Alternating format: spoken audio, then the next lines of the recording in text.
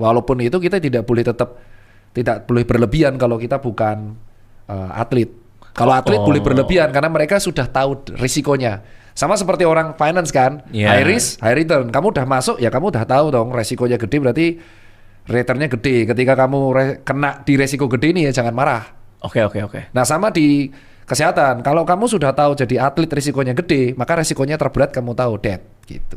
Berarti yang sempat ada potongan podcast Dr. Tirta bilang saya sudah berubah, dulu saya pas masih muda tuh saya betul. paling benar, gini. Betul. Berarti sekarang udah bisa lihat sudut pandang orang gitu. Iya. Ada perubahan itu berarti. Perubahan itu gara-gara beberapa buku yang aku baca sama netizen. Jadi itu yang namanya paradigma shift. Nah itu nanti bisa di konten lain tuh. Jadi dari buku yang aku baca, dari buku yang baca, manusia bisa ada minum susu juga nanti di tengah itu. Minum susu sambil kita baca buku ya. Iya. Terus. Jadi dari buku yang aku baca, ternyata perkembangan manusia itu bukan hanya secara intelektual, tapi juga secara emosional. Nah, di masa kecil sampai dia masa dewasa itu ada prinsip yang berubah. Itu yang dinamakan paradigma shift. Nah, kalau dia tidak pernah mengalami live event atau dia tidak pernah ngobrol sama orang, maka POV-nya itu akan dipegang terus sampai mati. Dan ciri khasnya adalah dia sulit menerima POV orang.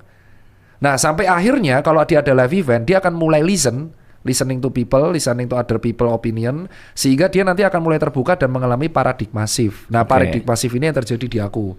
Jadi setiap manusia itu pasti akan mengalami atau perkembangan perubahan prinsip seiring usianya berubah. Dr. Tirta yang sekarang itu nggak akan pernah ada kalau nggak ada Dr. Tirta umur 25. Tapi kalau disuruh ngulang, aku tidak akan membiarkan yang 25 ini berubah.